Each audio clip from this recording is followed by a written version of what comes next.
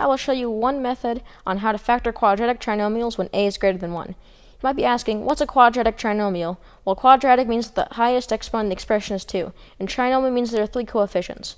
Combining them means a quadratic trinomial is an expression with 3 coefficients and the highest exponent being 2. Most quadratic trinomials will look like this: ax squared plus or minus bx plus or minus c. I'll guide you through several examples on factoring these expressions using a certain method. If I'm going too fast for you, you can pause the video. Our first expression is 3x squared minus 9x plus 6. First, multiply a and c together, which is 3 and 6. When you multiply them, you get 18. Next, find the factors of 18. The factors of 18 are 1 and 18, 2 and 9, and 3 and 6. Then, we find which of these factors add up to b, which is 9. Those factors are 3 and 6. After that, rewrite your expression with 4 coefficients instead of 3. Finally, factor by grouping. You should know how to do this already, but I'll review it anyways. To factor by grouping, split the equation in half. Then find the greatest common factor between them. 3x squared and 3x's common factor is 3x, and 6x plus 6x's common plus 6x plus 6's common factor is 6. After that, your equation should look like the one below.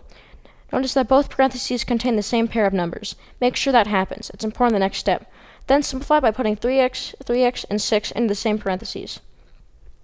Then get rid of one of the parentheses with x plus 1. Okay. You got it? No? Okay, moving on. Our second expression is 4x squared plus x minus 3. Notice how one of the numbers is negative. This changes the problem a little bit. Multiply a and c to get negative 12. Negative 12's factors include one positive number and one negative number. That's because when you multiply a positive number by a negative number, you get a negative number. The two factors that add up to 1 are negative 3 and 4. Then the rest of the problem is the same. Rewrite your expression with your new coefficients.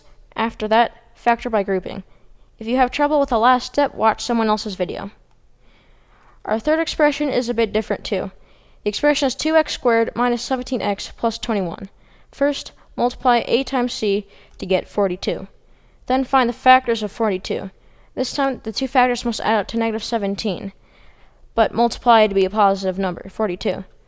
Multiplying two negative numbers together gets a positive number, but adding them together gives you a negative number. Negative 3 and 14 multiply together to get 42, add up to get 17. Rewrite your expression with your new coefficients. After that, factor by grouping. Finally, our challenge problem. The expression is 2y squared minus 7xy plus 3x squared. It looks different and is a bit intimidating, but it works the same. Multiply a and c together to get 6xy squared. Then, find which factors add up to negative 7xy. There's other factors that add up to that, but the most important ones are negative 6xy and negative xy. Then, rewrite your expression with your new coefficients. Then, factor by grouping. Thanks for watching. Goodbye, fellow humans.